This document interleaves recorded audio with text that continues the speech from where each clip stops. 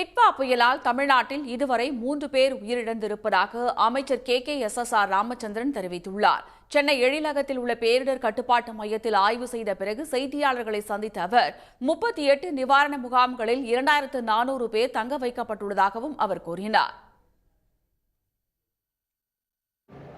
கடலூர், விழுப்புரம் போன்ற மாவட்டங்களில் அதிக கனமழை இருக்கும் என்று நாம் எதிர்பார்த்தோம்.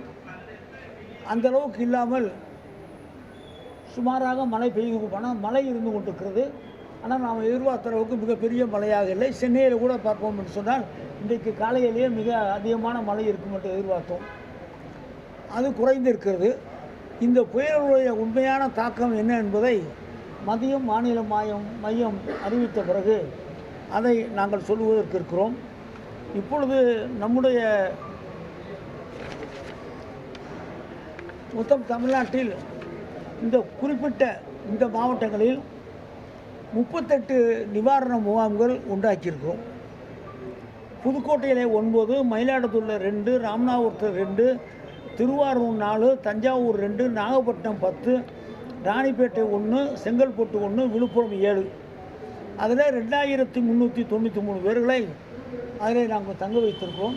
3 பேர் இறந்துருக்காங்க. 3 பேர் எப்படி இறந்துருக்காங்கன்னா,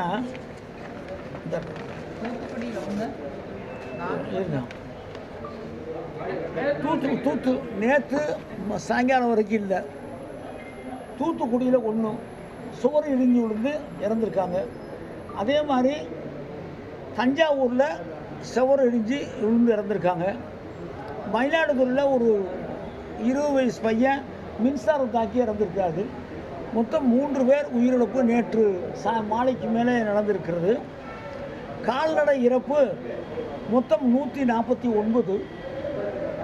குடிசைகள் வீடுகள் சேதம் 234.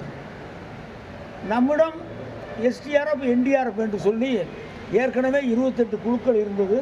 இப்பொழுது 10 குழுக்கள் வந்திருக்கிறது. அவர்கள் தனியாக விமானத்தில் வந்திருக்கிறார்கள்.